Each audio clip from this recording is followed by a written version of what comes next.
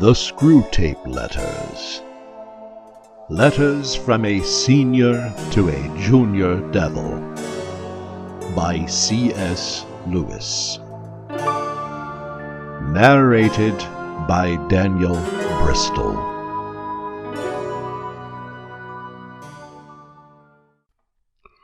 Letter number 2. My dear Wormwood, I note with grave displeasure that your patient has become a Christian. Do not indulge the hope that you will escape the usual penalties. Indeed, in your better moments, I trust you would hardly even wish to do so. In the meantime, we must make the best of the situation. There is no need to despair. Hundreds of these adult converts have been reclaimed after a brief sojourn in the enemy's camp and are now with us.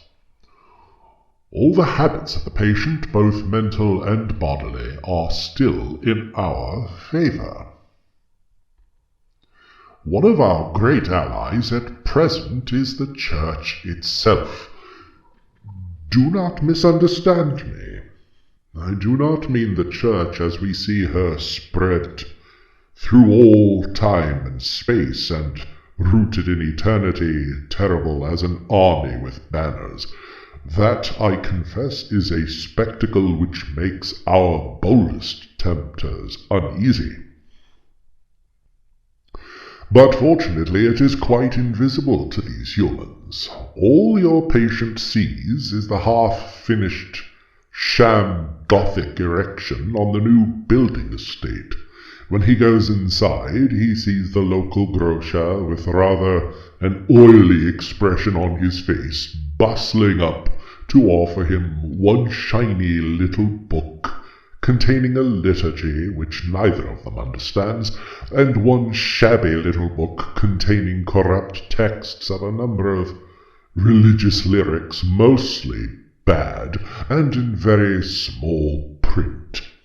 When he gets to his pew and looks round him, he sees just that selection of his neighbours whom he has hitherto avoided. You want to lean pretty heavily on those neighbours. Make sure his mind flits to and fro between an expression like the body of Christ and the actual faces in the next pew.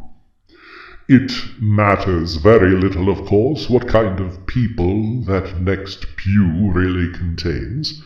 You may know one of them to be a great warrior on the enemy's side. No matter. Your patient, thanks to our Father below, is a fool. Provided that any of those neighbours sing out of tune, or have boots that squeak, or double chins, or odd clothing, the patient will quite easily believe that their religion must therefore be somehow ridiculous. At his present stage, you see, he has an idea of Christians in his mind which he supposes to be spiritual, but which in fact is largely pictorial. His mind is full of togas and sandals and armour and bare legs, and the mere fact that the other people in church wear modern clothes is a real, though of course an unconscious, difficulty to him. Never let it come to the surface, never let him ask what he expected them to look like. Keep everything hazy in his mind now, and you will have all eternity wherein to amuse yourself by producing in him the peculiar kind of clarity which hell affords. Work hard, then, on the disappointment or anticlimax which is certainly coming to the patient during his first few weeks as a churchman. The enemy allows this disappointment to occur on the threshold of every human endeavour. It occurs when the boy who has been enchanted in the nursery by stories from the Odyssey buckles down to really learning Greek. It occurs when lovers have got managed and married, and begin the real task of learning to live together. In every department of life it marks the transition from dreaming aspiration to laborious doing. The enemy takes this risk because he has a curious fantasy of making all these disgusting little human vermin into what he calls his free lovers and servants. Sons is the word he uses, with his inveterate love of degrading the whole spiritual world by unnatural liaisons with the two-legged animals. Desiring their freedom, he therefore refuses to carry them, by their mere affections and habits, to any of the goals which he sets before them. He leaves them to do it on their own, and there lies our opportunity. But also remember, there lies our danger. If once they get through this initial dryness successfully, they become much less dependent on emotion, and therefore much harder to tempt. I have been writing hitherto on the assumption that the people in the next pew afford no rational ground for disappointment. Of course, if they do, if the patient knows that the woman with the absurd hat is a fanatical bridge player, or the man with squeaky boots is a miser and an extortioner, then your task is so much the easier. All you then have to do is keep out of his mind the question, if I, being what I am, can consider that I am in some sense a Christian, why should the different vices of those people in the next pew prove that their religion is mere hypocrisy and convention?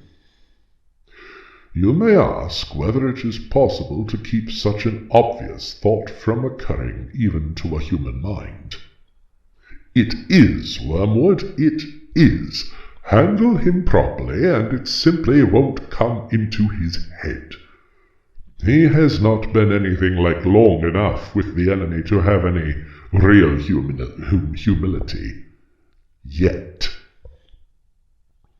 What he says, even on his knees, about his own sinfulness, is all parrot talk.